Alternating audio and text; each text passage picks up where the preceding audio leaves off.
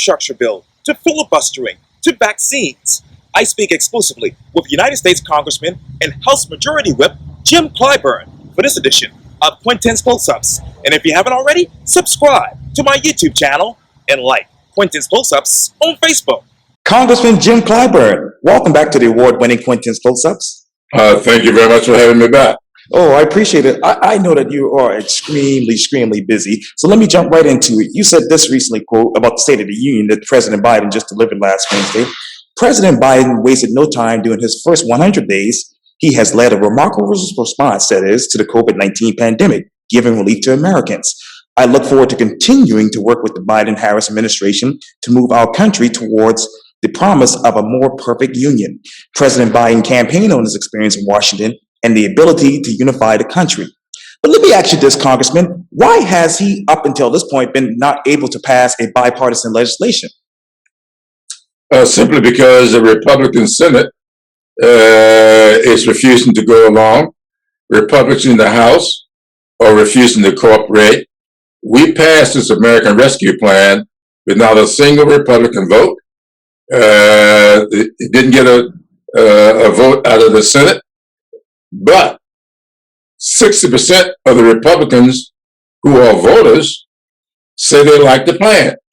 So I think that it's a bit foolhardy to say that it's not bipartisan simply because you cannot get the support of the partisans. The partisans in the House and the Senate are not going to do anything.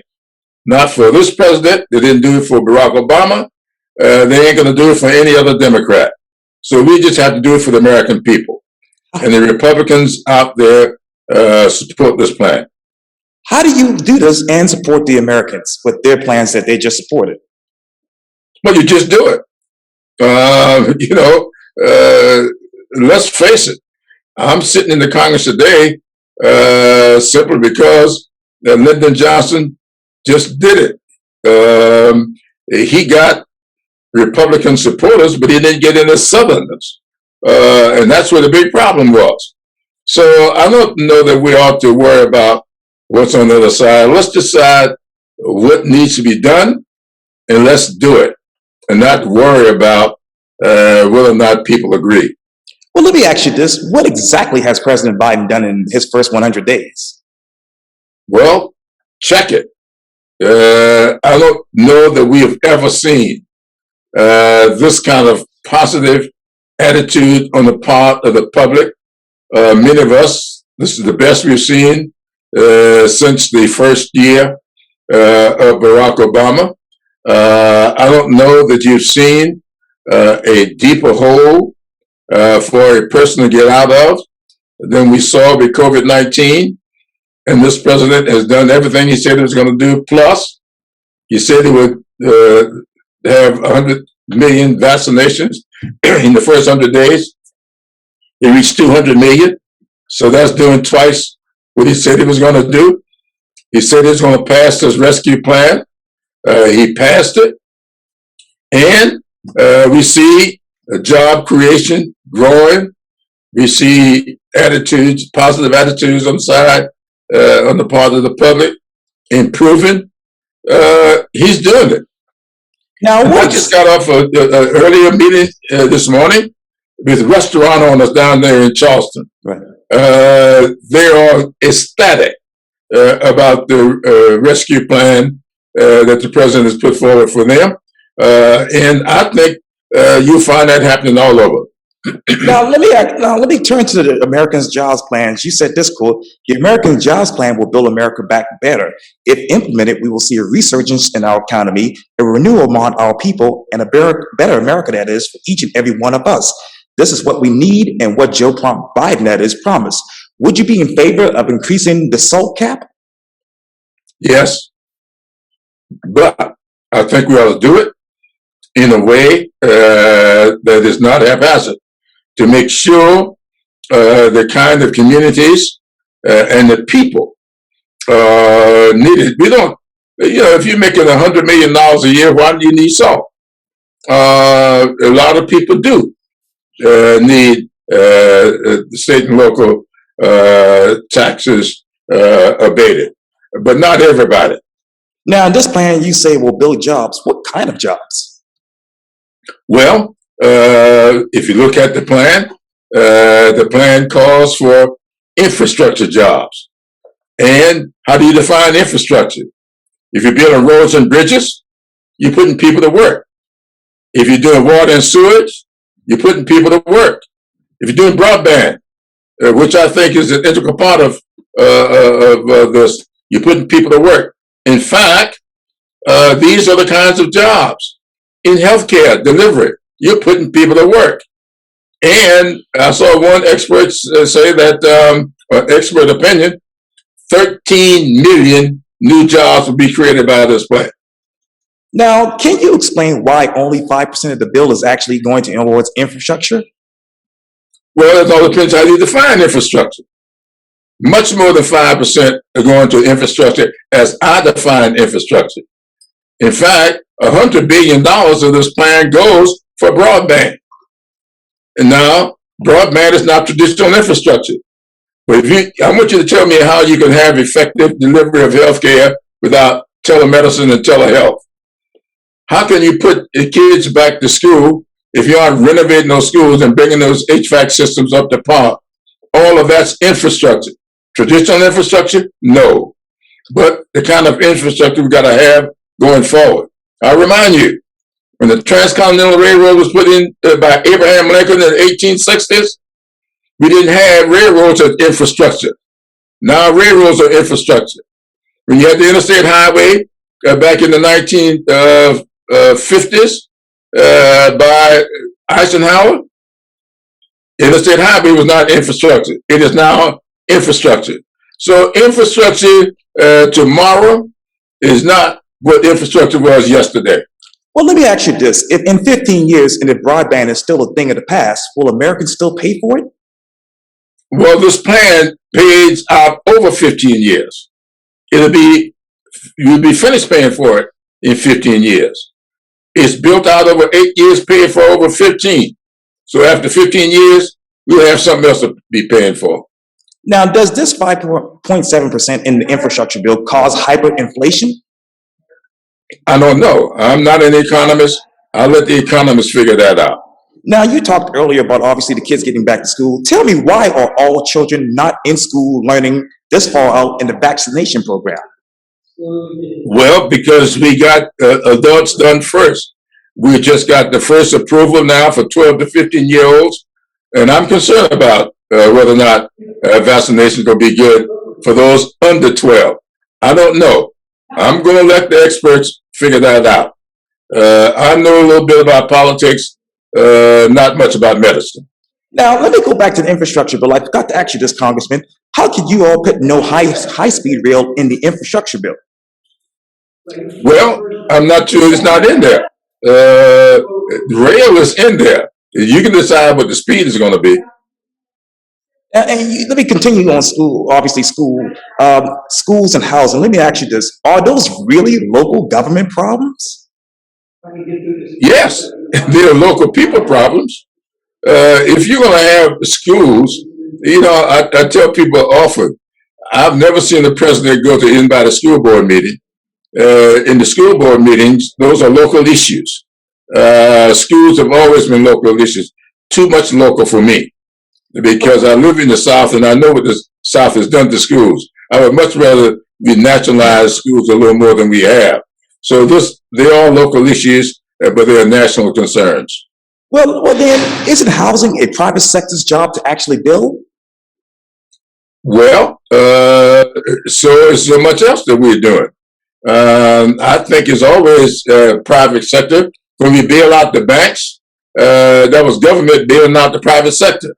We want to do it for low-income people. We want to do it for people who need housing. Yes, it's private, but the public, the federal government, I think has a lot to do in order to make it happen. Let me turn to filibuster. You said this, quote, the issue of civil rights and voting rights, these constitutional issues, should never be sacrificed on the altar of the filibuster. I don't understand why we can't see that my constitutional rights should not be subjected to anybody filibusters. But let me ask you this, Congressman, given that Senators Manchin and Tester and King and others are not on board with universal background checks, or closing the Charleston loophole, do you believe the filibuster is actually a solution to the problem? No, I don't think the filibuster is a solution to the problem. The filibuster is preventing us from getting to the solution. No, the filibuster ain't a solution. We got to get rid of the filibuster in order to have a solution. So that's the problem. It's a procedural matter. It's not the substance of it. Does it likely stop more bad bills than good? Well, it all depends on who's doing the filibustering. You can use the filibuster to stop bad bills, but it's been a long time since I've seen the filibuster stop what I call a bad bill. Strom Thurmond filibustered against a bad bill. The Civil Rights Act of 1957 was a bad bill to Strom Thurmond. It wasn't to those of us who needed to have our civil rights. Let me reread that quote. The issue of civil rights and voting rights, these constitutional issues, should never be sacrificed on the altar of the filibuster. Exactly where should they be obviously sacrificed? They should never be sacrificed on the altar of anything. They should be a part of our discussion, and if you should have free and open debate on it, and not let any one person, and remember now, the Senate filibuster can be one person. One person, not Cruz, but Rand Paul, stopped the legislation in the Senate to prevent lynching. Anti-lynching legislation was stopped by one person. I ask you, is that the kind of power that one person in the Senate ought to have? And he did it. He could have been sitting in a bar somewhere or a spa. Telephone called into the chambers and says, I want to hold on that bill. Come on now. That's not the way you ought to run a government. But is there another place you believe that obviously this should be obviously sacrificed? It should never be sacrificed. It should all be open discussions. And let me ask you more about this. You said this quote, I know the history of the filibuster. Over time, especially during the Jim Crow era, the filibuster was used to deny voting rights and civil rights. And that's just a fact. We need a workaround for voting rights and civil rights in order to move the agenda forward. But do you know the history of reparations for descendants of American slavery? And how do you see that plan going through? I don't know. There's a history of reparations. You know, I ask people who talk about reparations to just stop for a while and remove all the emotions, and let's start with Webster. Reparations, the root word for reparations is repair. Reparations mean to repair. That's what it means. It doesn't mean writing a check. And people run around now talking about reparations, many of them saying, tell Nancy Pelosi to write the check. What check? For what? If we were to just settle down and focus on what we can do to repair the effects of slavery, to get over the lingering effects of slavery, I think we could get somewhere. If I get people just stop talking about writing a check, who would you write the check to? And who would write the check? Where it would come from? And let me take a little moment to say something to you on a personal basis. My late wife, who you see here behind me, was from Muscona, South Carolina. Her great-grandfather was white. And because of that, on her mother's side, the children could go to Avery, which was established for the education of mulattoes. On her daddy's side, they couldn't. So who would get to check in that family? So when you start talking about reparations, we need to have a very serious discussion and really stop the foolishness. It's just too much going on. We ought to just have, that's why I support HR 40, because it studies the issue. And nobody ought to be talking about writing a check, because you got many, many families down there in Charleston, just like my wife's family. And a lot of them down in Charleston It's been passing for a long time. I know some of them. Right. I visited them during the Christmas holidays. I know what I'm talking about. So as soon as you start writing a check, they'll be first in line. Now, where should we start this discussion, Congressman? With HR 40. The bill is there, and it's going to be up for discussion. I'm all for it. I'm one of the sponsors of it. That's where we ought to start. Can you ask President Biden to allocate resources to Black civil rights groups to challenge the voter suppression laws in the court of law? We're doing it.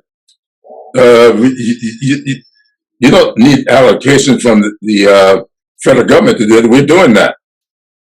We're challenging it on the legislative hall. Remember now, we all got roles to play. If you're in the legislature, you got one role to play. If you're a civil rights organization, you got another role to play. All we need to do is coordinate and make sure that we are getting in each other's way. Now, let me get back to the filibuster. What was the longest filibuster ever? Strom Thurmond. 26, 27 minutes, 1957 Civil Rights Act. Now, how many times did Democrats use the filibuster in 2020? Democrats in 2020? Yes, sir. If they use it at all, I don't know. Okay. Well, let me ask you this. Let me get back to your district. What is the unemployment rate for African Americans in your district right now? I have no idea. Okay. Well, let me ask you this. What do you want to do next for your district? The same thing I do every day. It's amazing the stuff I see on social media about what I don't do. I don't see anything on social media about the things I do. This morning, right, I was on a Zoom, right, with the Charleston Restaurant Association. Right. There were about 60 people on. Yeah. They were ecstatic because on Monday, a piece of legislation that I advocated for last year to have special resources targeted to restaurants so that we could get restaurants reopened, especially in places like Charleston, South Carolina, where the number one industry is tourism. We couldn't get the Republicans to go along. They took it out of the bill. I got it in there, the so-called, what we call the HEROES Act. Right. Went to conference, Republicans took it out. Joe Biden gets elected. We get 2 new senators in the Senate. Now we gave $28 billion to restaurants. And they were all on the call with me today, ecstatic. That's one of the things I do for my district. I can go through those kinds of things and be here all day. 10, 20, 30. The Gullah Geechee Heritage Corridor, right, the South Carolina National Heritage Corridor. We now have 3 national parks in this state. What they got in common, all 3 of them, sponsored by Jim Clyburn. So I do things for this district. Nobody writes about them. They all ask the question, what have you done for my district? Read a little bit, do a little research, you see 10, 20, 30. 20 sections of the appropriations bill today has got 10, 20, 30 in it. It's a Jim Clyburn creation. At least 10% of all this money must be spent, with 20% or more of the population been stuck beneath the poverty level for the last 30 years. That's what I do, and I do it pretty well. Last question for you, Mr. Congressman. I know obviously you said recently that, hey, the United States in this country is not a racism country. But to end racism, what racist practices do you want to end? What I also said was that's a red herring. And for people to have that kind of argument allows those racist pockets in this country, those racist legislatures. And that's what's happening in Florida and Georgia, because all of a sudden you've allowed Tim Scott to have you talking about the country when the country ain't the problem. It's a state by state problem. It was never, we didn't have slavery. This was not a slave country. We had slaves in 13 states. That's where they were. So while you're focusing on the country, you allow Georgia and Florida and other places to run away with racism. Focus where it is. There is systemic racism in this country, and it's being tolerated by too many people in this country. You just had Nikki Haley to tweet out today that we are trying, or some statement, might have been yesterday, talking about Democrats want to make white people feel guilty, some foolishness. Democrats didn't start slavery. Democrats didn't do any of this. What we need to be doing as Democrats and Republicans is stop trying to get a headline and let's try to make some headway. That's the problem here. We got everybody, Trump, Nikki Haley, everybody tweeting out headlines, and we aren't making much headway. Now, where exactly is the systematic racism in South Carolina? You can go, well, I'm not going to be naming communities because I represent a lot of them. Sure.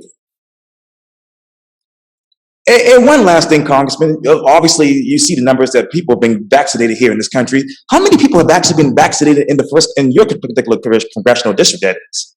I have no idea. All I know is I'm not standing out counting people. I'm doing I'm having not parties, but sessions. Right. I've done radio ads. Right. I've done what we call robocalls. Right. I'm doing all that, trying to get people. Now I've had my vaccination. Did the first one in December. Did the second one on the morning of January 7th. And that's kind of interesting because the morning after the insurrection, okay, I went back to the Capitol that next morning, right, and got my second shot done in the basement of the Capitol that day. So I've had mine. I advocated for it, but I'm going to go out trying to count the people. Now, January 6th, what type of committee are you guys forming to find out exactly what happened on that day? Well, I just talked to Benny Thompson, who's writing the bill. Talked to him about an hour ago. I'll talk to him again tonight after I've read his version. He just sent it to me today, and I'll give him some feedback on it. He's writing the bill, and I hope that we can get it passed in the not too distant future. And obviously, you're here to talk now about vaccine passports. Will you write some sort of bill to make sure that doesn't happen here in South Carolina? No, I'm not going to do that. If my caucus decide that there's something that needs to be done, I'll participate in it. But I tend to stay in my lane, and that's not a lane for me. So I would not be writing that bill. I'll participate if the caucus decides to write it. Now, is vaccine passports, should that be required? I've never had that discussion. I have no idea. I wish that everybody would get vaccinated so that we can, at least enough of us for herd immunity to be reached. But I'm not, I don't have any thoughts on whether or not we should have passports. United States Congressman Jim Clyburn, thank you so much for your time. And again, welcome back to Quintin's Close-Ups. Thank you so much for having me. Thank you.